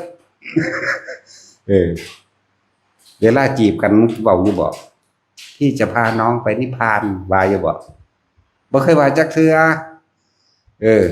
ผู้ใดมักกูนี่กูพาไปได้บาดนี้ คิดถึงหลวงพ่อไปเด้อโดดเด้คิดถึงกูบ่ตกต่ำแน่มึงสั่นล่ะคนละอย่างกันเด้พวกนี้เอาธรรมะไปแลกกาม เห็นว่าแท็กซี่ทำทาแสดงทำแต่มักเขา กูมักเบิดเด้บาดกู กูบ่มักเจาะจงคือมึงเด้กูเอาเบิดอยู่นี่แล้วก็บ่ทันมาอีกอะไรนั่งฟ้านั่งสวรรค์มึงบ่ยินว่ากูเอาหลายกว่านั้นกูเป็นคนโลภมาก ซั่นแล้วเฮ็ดไปเรื่อยๆแต่ละคนถ้าได้ตั้งใจมีโดยบวชโดยศรัทธามาแล้วเฮ็ดไปตามปณิธานที่ตัวเองตั้งใจในความปรารถนาจักหน่อยเฮาก็ตายในอุดมคติเข้าใจบ่นี่เฮาก็เป็นเฮาสิสำเร็จหรือบ่สำเร็จก็ช่างเหมือนว่านี่จักสำเร็จหรือสำเร็จก็ช่างจักบ่นี่แต่เราได้ทำตามที่เราหวังได้ตั้งใจได้ปณิธานไว้แล้วขึ้นชื่อว่าตายด้วยอุดมคติที่ได้ตั้งใจความตั้งใจทั้งหลายแหล่บ่ทำลายเบียดเบียนผู้ใดก็แล้วกันและจักนำส่งต่อธรรมรับธรรมะปฏิบัติธรรมสื่อสารธรรมออกให้ทุกคนมันปฏิบัติเป็นไปจักบ่ล่ะสิให้เฮาหันหลังกลับบ่มีทางลืมแล้วหนทางมันไกลเกินไปสิคนพบหมายถึงหันหลังกลับจักว่ามีแต่ไปข้างหน้าแม้จะยังไม่ถึงจุดหมายตายในระหว่างทางก็ขึ้นว่าเป็นผู้ไม่เสียความเพียรจักว่าตายในอุดมคตินะตายก็ตายสิไปยากหยังภาษาตายเนาะบ่มีผู้ใดหนีพ้นอยู่แล้วแหมมีแต่ยินดีแล้วพอใจสำตัวนั่นแหละเฮ็ดจังได๋ก็ตายเบิดนะอยู่นี่แต่ก็อยู่ทุกโลกอีกทั่วโลกนี่ตายเบิดบ่มีผู้ใดอยู่ดอกบ่ซั่นสิว่าอย่าประมาทเด้อไผก็ดีความตายมันบ่ได้บอกพวกเจ้าเด้ ผู้ใดสิตายมื้อใดเวลาใดเอาตะฮู้แม่นบ่ซั่นพรุ่งนี้ไม่มีสำหรับเราเรามีแต่วันนี้เท่านั้นจักบ่ล่ะอดีตก็บ่มีอนาคตก็บ่มีพรุ่งนี้ไม่มีเฉพาะวันนี้และขณะนี้เท่านั้นถ้าไม่ดีที่สุดจะดีที่สุดอยู่แค่นี้เองอันใดจังว่าทุกคนหันเข้ามาเบิ่งความรู้สึกเจ้าของนี่อย่าไปเบิ่งผู้อื่นอย่าไปคอยตำหนิผู้อื่นภายในที่รักษาไว้ที่อ่านที่ทรงจำก็เพื่อรักษาตนเองได้รักษาตนเองถ้าฝึกตนเองดีแล้วนะจึงจะสามารถจะบอกผู้อื่นได้ด้วยและการบอกการสอนผู้อื่นนะกำลังบารมีมันต่างกันเด้เจ้าของละหยังพันใดกิเลสเต็มหัวมีแต่ความโมโหโทโสเขาไปเฮ็ดถึกดังใจอ่านภายในจังไสก็สร้างมันอ่านบ่ขึ้นจักบ่ล่ะเขาบ่ฟังเด้เนี่ยมันนี่ในความรู้สึกรับกันเองถ้าผู้เขายอมแล้วว่าจังได๋เขาก็ยอมแม่นบ่ตัวเองบ่ทันได้มีผู้ใดยอมรับตัวเองจังยอมรับตัวเองยังไม่ได้ตัวเองยังฉุดตนยังไม่ได้ยังว่างคิดเป็นกลางบ่ทันใดไปบอกผู้ใดก็สร้างเขาสิตีปากเขาซ้ำผิดกันเนาะจังตัวถ้าผู้เขาเจ้ายอมรับแล้วหรือเขาเจ้าสามารถว่างคิดเป็นกลางได้แล้วมันเว้าไปจังได๋กะเขาก็รับคือเก่าโอ้แม่นของเพิ่นเนาะเด้ถ้าผู้เขาบ่รับเด้โอ้ยเก่งหลายได้บ่นว่านแม่นบ่ซั่นตัวมันก็ละอ่านกันเด้อมันสิมีกระแสตอบรับเข้ามาคนละอย่างกันอยู่และให้มันถึงการถึงเวลาอันสมควรซะก่อนเวลามันสิเป็นเอาเองดอกบ่หาแต่ดิ้นรนแนวนั้นดอกแต่ตอนนี้จะฝึกเจ้าของซะก่อนฝึกให้อยู่กับลมหายใจให้เป็นฝึกอยู่กับความรู้สึกในกายของตนให้เป็นอย่าเพิ่งไปถามหาแนวอื่นมันดอกบ่ต้องไปหาเหตุผลกับมันดอกขอให้อยู่กับลมหายใจได้เถอะนี่คือหลักสูตรที่เฮาเน้นอยู่แล้วอานาปานสติหรือสติปัฏฐาน4เฮาจับอันเดียวนี่แหละ ส่วนเด็กน้อยมันบ่ทันได้รู้จักอิหยังปานใดก็หาแนวตื่นเต้นเร้าใจมันก่อนซื่อตัวฝึกมโนมยิทธิให้หมู่เด็กเล็กเด็กน้อยนี่เปิดทางให้มันเนี่ยพอให้มันได้ตื่นเต้นตะพอได้เห็นนั่นเห็นนี่พอได้รู้แนวทางซื่อเด้โอ้ยนางฟ้านางสวรรค์เขาทำบุญแบบนี้เห็นว่าไปเห็นตกนรกแล้วโอ้มันทำบาปแบบนี้เป็นแค่ว่าเฮาส่องไปทางให้ซื่อๆได้ให้ไปเห็นอย่าว่าล่ะสงสันแต่ว่าทางตรงมันคือทางนี้ลมหายใจนี่ตรงอันนี้นั่นแหละเว้าแล้วเว้าอีกที่เรากันแนวเอาทางตรงมันโลดนั่นมันอ้อมจากว่ามันอ้อมมันแค่ว่าเป็นเครื่องบอกทางเพื่อให้รู้ว่าทำดีได้ไปสวรรค์มั่งมนุษย์มั่งทำชั่วตกนรกมั่งเปรตสุรกายมั่งซื่อๆเด้อันตนมโนมยิทธินะจากว่าล่ะเป็นเครื่องบอกอานิสงส์ต่างๆซื่อเอาก็คือว่าเขาไปเห็นคนตกนรกถามเบิ่งดูเฮ็ดหยังจังตกนรกเขาก็เว้าให้ฟังว่าเฮ็ดจังซี่จังซี่มันก็ย้านบ่ได้ไปเห็นนางฟ้านางล่ำสวยงามพวกเจ้าเฮ็ดบุญอีหยังพวกเจ้าคือได้มาเป็นจังซี่เขาก็บอกให้ทานตัวสวดมนต์รักษาศีลมั่งนึกถึงพุทโธมั่งอันบทสรรเสริญพุทธคุณมั่งตายแล้วก็มันก็วาบมาจังซี่เองเนี่ยนี่แค่บอกทางนึงเด้เหมือนกับส่องไฟให้เห็นซื่อเด้ตัวจะเป็นจริงๆคือตัวเองเด้นั่นแหละศีลหรือกรรมฐาน40อย่างนั่นเป็นแค่เครื่องคมเป็นเครื่องบอกทางหรือว่าเป็นเครื่องอยู่อย่างใดอย่างหนึ่งเพื่อให้เกิดจิตตั้งมั่นซื่อเด้แต่ว่าโดยอานาปานสตินี่สมถะกับวิปัสสนาสมถะภาวนาวิปัสสนาภาวนาเป็นของคู่กันตีคู่กันเลยที่เฮาเฮ็ดอยู่นี่ก็อาศัยเพิ่นแนะเอาจังซี่แหละให้เห็นความเกิดดับเด้อนี่แหมนี่แหละปัญญามันแทรกเข้าไปนี่คือเห็นตามความเป็นจริงเห็นหยังก็เห็นอนิจจังเห็นอนัตตาเห็นความบ่จีรังอย่างยืนนั่นแหละแต่เฮาบังคับมันก็ทุกข์เกิดขึ้นทันทีเห็นไหมอนิจจังทุกขังอนัตตาไหมถ้าเห็นแล้วบ่มีการเข้าไปคิดนึกหาความหมายหาผลหาหยังต่างๆเห็นแล้วก็มันก็สักแต่ว่าเองคำว่าอนัตตามันก็เกิดแก่เฮาขาดจากความรู้สึกในความพอใจบ่พอใจใดนั่นแหละอนัตตาก็ดีนี่แหละอนัตตาผู้ใดภาวนาแบบใดก็สร้างมาแบบใดก็สร้างความสงสัยบ่ได้สิ้นไปเพราะว่าการได้คำตอบจากผู้อื่นจากบ่ล่ะความสงสัยจะสิ้นไปเพราะไม่หาเหตุเพราะหยุดเหตุได้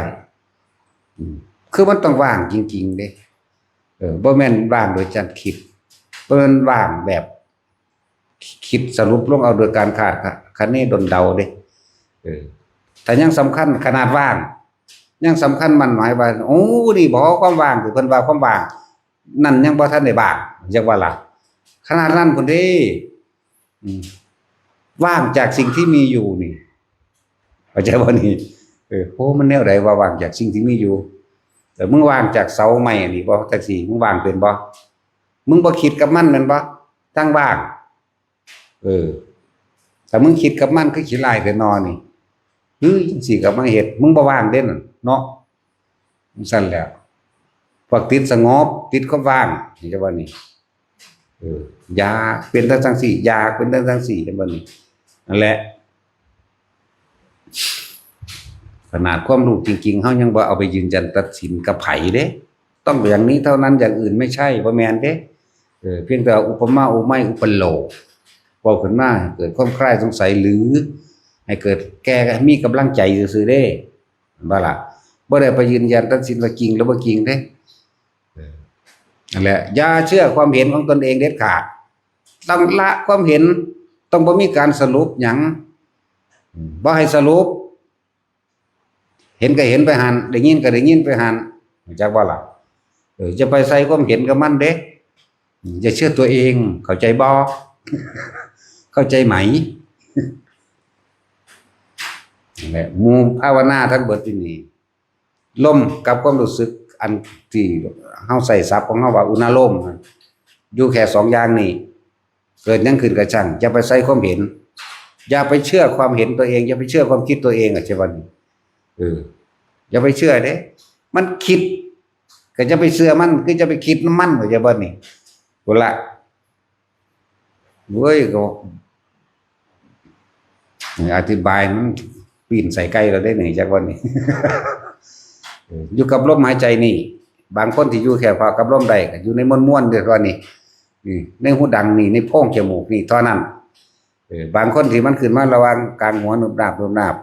กลางหน้าผากนี่หรือกลางหัวกระชังหรือท่ามกลางอกกระชังก็อยู่กับมันแค่นั้นแม้นอะไรจะเกิดขึ้นไม่คิดไม่นึกไม่ปรุงแต่งในสิ่งที่เกิดขึ้นเรียกว่าสภาวะธรรมมันปรากฏธรรมในธรรมมันปรากฏขึ้นภายในมันนี่แหละนั่นแล้วก็ต้องไปใส่ความเห็นกับมันว่าคือนั่นคือนี่อยากว่าล่ะอย่าเชื่อตนเองจะเชื่อความคิดเห็นตัวเองรู้สึกก็แค่ว่ารู้สึกไม่เชื่อแม้กระทั่งความรู้สึกตัวเองพวกน่ะมันจังว่างแต่ว่าให้อยู่ในความรู้สึกงงบ่แท็กซี่งงตัวสาวแม่นพูดเขาเว้าเรื่องเขาเว้าผูกเขาปล่อยว่างดอกจากบ่นี้เขาบ่ได้เว้าเรื่องพาหลานดอกมันยากโพดบ่เรื่องผู้เขารู้เนาะผู้เขารู้ผู้เขาเจ้ารู้เขาจะเป็นแบบนั้นแหละรู้สึกอยู่ก็รู้สึกนั่นแหละรู้ซื่อๆนี่จากบ่นี่บ่ได้ยึดในว่ากูรู้อีกรู้ซื่อนั่นแล้วนั่นแหละจังว่าบ่ต้องถามหยังถ้าผู้ใดฟังเข้าใจดีแล้วถ้าอยู่กับลมได้ก็อยู่กับลมถ้าอยู่กับความรู้สึกในหน้าผากนิ่มนวลเย็นลึกเข้าไปแช่ในกระดานหน้าผากเคยแช่เข้ามากระดานหน้าผากบ่ได้เย็นๆนวลบางทีก็มีการลัดเข้าไปในหัวมั่งลาดไปมั่งก็ให้รู้อยู่ซื่อๆบ่ต้องว่าโอ๊ยปวดหัวสิดูนออกมันเป็นใส่ความเห็นหยังก็รู้ซื่อๆตัวแม่นบ่ซั่นบางทีมันก็เป็นเนิบนาบอยู่กลางหนังหัวศีรษะเฮานี่บางคนก็เป็นคือลมหัวกุดหน่อยหมุนกว้างมั่งแคบมั่งกว้างมั่งแคบมั่งไล่ตามแล้วมันก็ค่อยเคลื่อนลงมาในระหว่างต่ำกลางอกมั่งบัดนี้บ่ต้องไปใส่ซื่อมันแหมให้รู้ซื่อๆจะหนีออกจากความรู้สึกในเรือนแห่งกายเว้าใหญ่ๆไว้เรือนแห่งกายบางทีก็อยู่ท้องบางทีคือหน้าอกแล้วแต่มันสิเคลื่อนแต่รู้สึกกับมันเฉยๆเด้เข้ากลางสมองบ้างบางทีก็เป็นขึ้นเปิดไฟอันปั๊บอยู่ในกลางหัวกะโหลกกับของก็มีเด้ผู้ใดเคยเป็นก็เป็นไปได้บ่มันสิตายตัวเด้อแล้วอันนั้นหลายสิถามกูอีกศูนย์คือหยังนั่น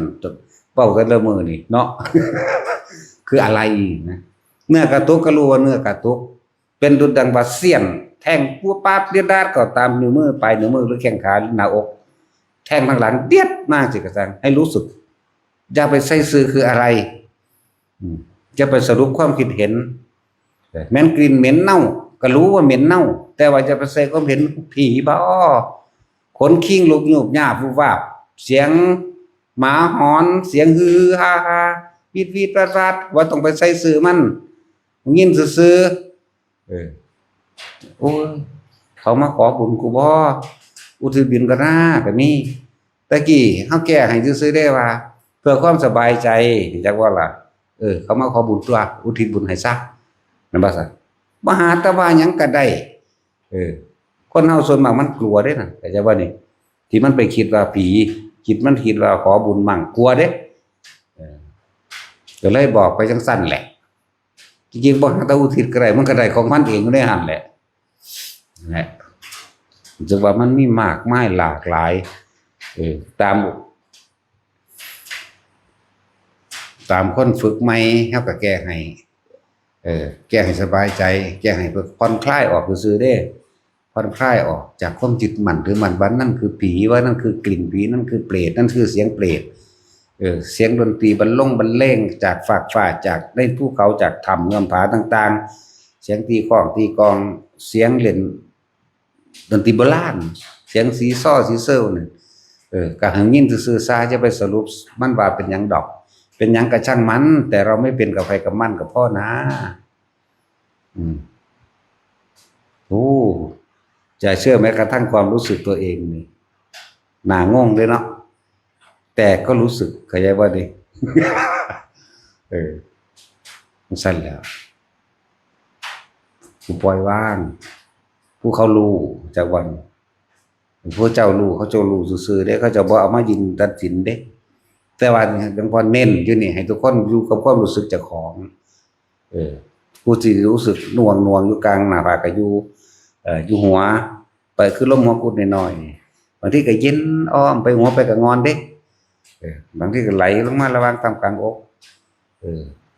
บางคนก็ลงมาท้องพวกรู้สึกมึนชาไปตามกายก็รู้สึกเข้าใจว่านี่บ่แม่นเอามาว่าคือบ่เป็นคือหลวงพ่อว่าเด้อันใดก็ได้ที่รู้สึกอยู่ในเรือนกายอย่าหนีออกจากกายกายเวทนาจิตจิตเวทนากายก็รู้จิตก็คือรู้นั่นแหละ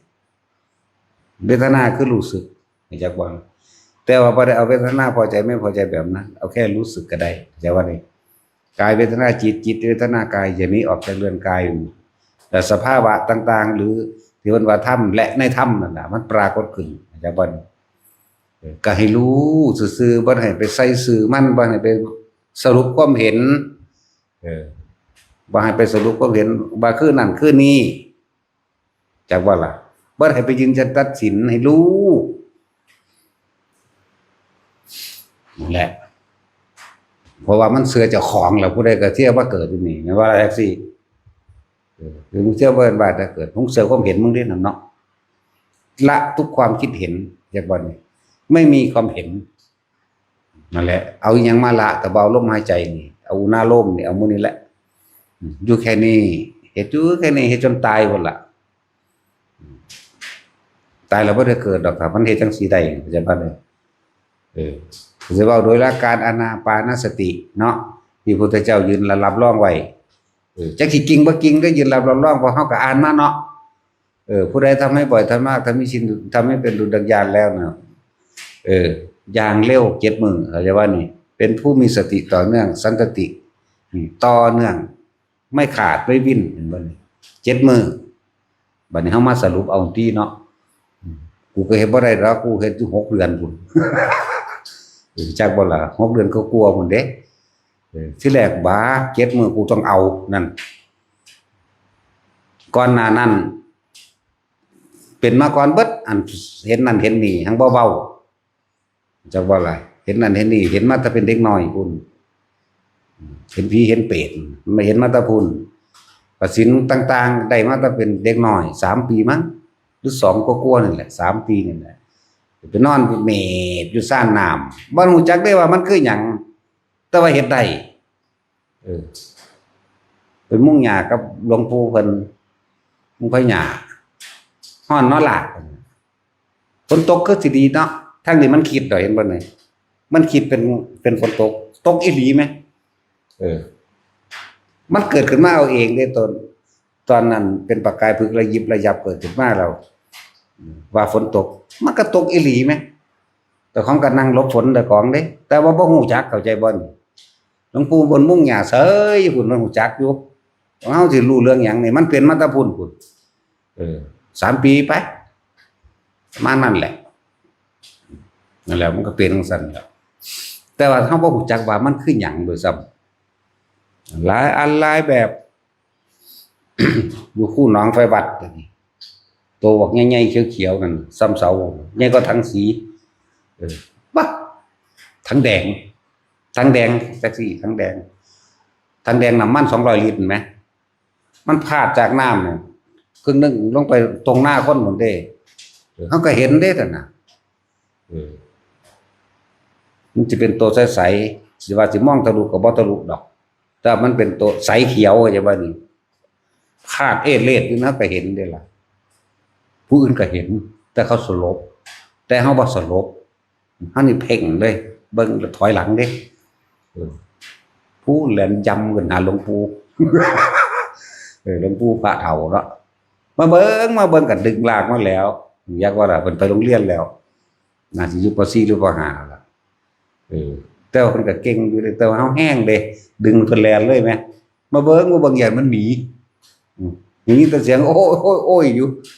บ่จักล่ะตอนนั้นมันจักมันแนวใดจังเอากำลังมาทางใดแล้วดึงเพิ่นมาแล่นมาเพิ่นก็ยืนเบิ่งเพิ่นก็เฮ็ดปากมุบมิบจักหน่อยมันก็เซาเด้ยงอาบลงในหั่นแหละจักบ่นี่ได้ดินนั่นแหละในดินในน้ำจังซี่ก็มีนะนั่นแหละบ่ต้องไปเว้าอันเห็นนั่นเห็นนี่นั่นเห็นเป็นเด็กน้อยพุ่น 5 โมงกว่าสิ6 โมงนี่ล่ะบ่ทันมีไฟฟ้าเด้ตะกี้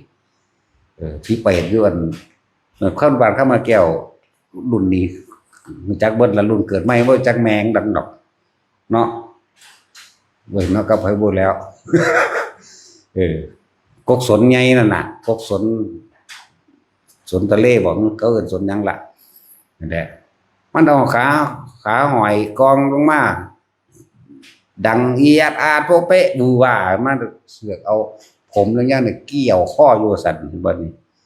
ห่วยเฮามีคาถาหลายแล้วเด้ตอนมันก็เลย ท่องไปเบิดตัวอันแล้วบ่ออกแน่นก็เก่าอีกคือสิตายนี่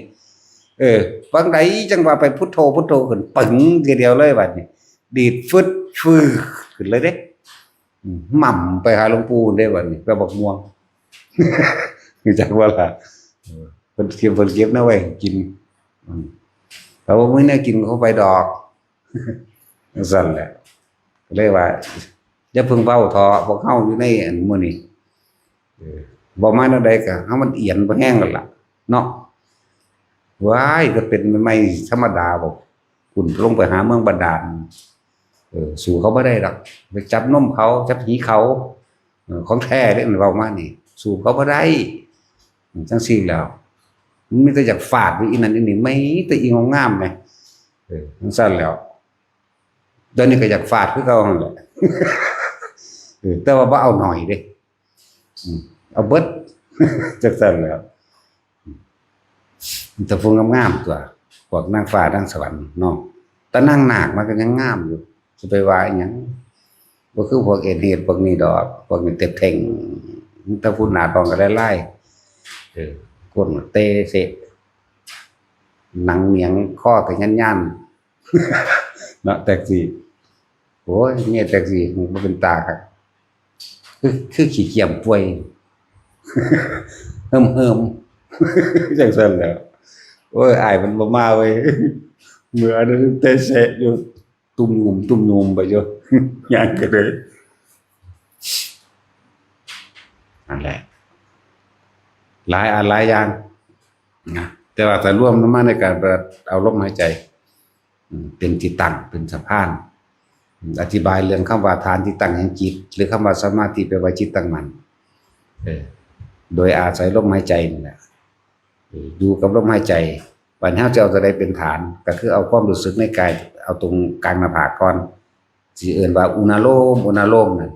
เป็นฐานที่ตั้งแห่งจิตอย่างนี้ออกจากฐานคำว่าจิตหนึ่งคำว่าความรู้สึกตัวคำว่าจิตตั้งมั่นก็คือเอาความรู้สึกนี้เป็นตัวตั้งในการฝึกสะก่อนเด้อไผก็ดีจากว่าล่ะลมหายใจคนเวลาฝึกที่จังก้มลงเพื่อบ่ให้มันปวดคอเพื่อบ่ให้มันเป็นตาสักๆอยากบ่นี่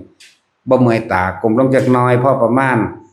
ไผประมาณมันแค่ว่าเห็นปลายจมูกตนเองได้ห้ามหลับตาบ่ให้หลับตาเด้โฟกัสเข้ามาที่ปลายจมูกเจ้าของเองต้องมองนี่ปลายจมูกข้างบนเด้บ่แม่นปลายจมูกข้างล่างถ้าบางคนว่ามันบ่เห็นมันปุ้ยเบิดความสิเว้าอีห่านก็เลยทำไมไม่เห็นรูจมูกวันนี้แม่มันยั่วกูบ่วะ ก็ยังว่าปลายจมูกข้างบนแล้วหายใจเข้าพูดออกโทเข้าพูดออกโทแค่อยู่แค่นั้นแล้วความรู้สึกหนึ่งจะเกิดขึ้นตรงกลางระหว่างคิ้วบางคนก็ว่านิ่มๆนวลๆบางคนก็ว่านึบๆบางคนก็ว่าตึงๆบางคนก็ว่าปวดบางคนก็ว่าบอนๆเย็นๆลักษณะนั้นแต่ว่าเทคนิคนี่แล้วแต่พระสิเฮ็ดบางพวกนั้นเขาจะเอาอันหยังน้ำเสียงเพียวอิ่วท่าจมูกแล้วบรรสูดลมหายใจเข้าแล้วมันสิไปแซ่อยู่กลางหน้าผากเข้าใจว่านี่มันสิไปแซ่น่ะจำเอาความรู้สึกแซ่เย็นๆอยู่ในหั่นแหละแต่ว่าบ่ให้หลับตาเด้อนี่เป็นเทคนิคหรือเป็นวิธีทำให้เกิดขึ้นอย่างลัดอย่างเร่งก็ว่าแต่ก็ขอให้จำเอาวิธีนี้ถ้าบัดนี้ถ้ามันเกิดขึ้นแล้วเฮาบ่ได้ก้มเฮาบ่ได้เอาหน้าท่าอีกแต่ว่าเฮาทรงไว้รักษาไว้เพิ่นว่าทรงฌานเจริญฌานโดยการเพ่งอยู่ในลมหายใจล่ะเพ่งก็ลมมันแหละเขาว่าฌานก็เดี๋ยวฌานก็เพ่งบัดมันน่วงขึ้นมาแล้วเฮาสินั่งอยู่ท่าใดก็ได้บ่ได้จำกัดท่าว่าต้องขวาทับซ้ายอิหยังดอก ก็ว่าสมาธิไปว่าจิตตั้งมั่นตั้งมั่นก็ตั้งมั่นอยู่ในฐานฐานก็คือเลื่อนแห่งกายก็เลยเอาตรงกลางหน้าผากเนี่ยเป็นฐานจากว่าเอาความรู้สึกที่น่วงอยู่นี่ฝึกในขณะที่นิ่งๆตัวเองสักก่อนจะพึ่งย่างก็ได้ดอกเข้าใจว่าล่ะเมื่อมันเป็นนั่งท่าใดก็เป็นแล้วยืนนิ่งๆอยู่แบบใดก็เป็นแล้ววันนี้ก็เริ่มฝึกย่างเฮ็ดตัวเข้าใจว่าล่ะแล้วมันก็ขึ้นมาเอาเองดอกพวกนี้นะถ้าบ่เป็นก็มาฝึกเอาอยู่นี่มื้อนี้เขาเจ้าก็มาฝึกอยู่ได้ล่ะเขาเจ้าก็เป็นอยู่ได้ล่ะหามาตั้งนานใกล้สิตายทิ้งพอแห้งบัดปัจจุบันเป็นแค่5 นาทีมันซั่นแล้วนั่นขึ้นอยู่กับความเข้าใจนำและคนที่เริ่มต้นฝึกหัดใหม่นะทิ่มไม่เบิดได้ความรู้เก่าๆพวกเจ้าสิจบปทใดก็สร้างเข้าใจว่าล่ะจบปท100ก็ตามทิ่มไม่เบิดจะเอามาเทียบจะเอามาเปรียบนั่นพวกเรากำลังคิดถึงอดีตอย่างนั้นอย่างนี้อย่างนี้อย่างนั้นไปสรุปเอาแม่นบ่ล่ะแต่ว่านี่เฮานี่รู้ในปัจจุบันขณะที่หายใจเข้าแล้วก็ออกหายใจเข้าแล้วก็ออกนี่นึงเด้บ่ต้องไปอันอื่นอย่าเพิ่งไปสรุปเด้อย่าเชื่อตนเองนี่เห็นว่ามันสรุปนะมันเชื่อตนเองเดี๋ยวมันสิเกิดขึ้นเองแบบตัวนี้มีสติระลึกรู้หรือรู้สึกตัวอยู่แค่ลมหายใจเข้าออกตรงนี้ลมนี่สุดบางดังฮักนี่บางออกก็ออกแค่นี้บ่ต้องไปตามลมเข้าลมออกอีหยังดอกอายุแค่นี้บ่ต้องตามมาในท้องอีกเหลือบตาลงไปแล้วทำความรู้สึกเย็นเฉพาะในโพรงจมูกแค่นี้เองเดี๋ยวตัวนี้สิเกิดขึ้นเองนี่เป็นวิธีเห็นมันเกิดแต่มันเกิดขึ้นแล้วจับเอาความรู้สึกนั่นแม่นบ่จับก็สร้างแค่รู้ลมหายใจเข้าออกปั๊บมันก็เป็นปั๊บโลดเข้าใจว่าล่ะแล้วเฮ็ดอยู่แค่นี้แหละฟังดูๆเอานั่นเลยเว้ยเนาะเว้าทีเดียวมันบ่เบิดเด้บ่เบิดแต่ว่าทุกคนไปเฮ็ดอยู่จังซี่แหละตั้งใจเฮ็ดไปเฮ็ดไปเรื่อยเฮ็ดไปเรื่อยเฮ็ดจังได๋ก็ตายเด้นั่นแหละจังว่าเอาความตายนั่นแหละมาเตือนตัวเองเด้ออาจจะโนโจทยัตตานังเลยเด้อบุคคลหมื่นแสนล้านเตือนเท่าไหร่ก็ไม่สู้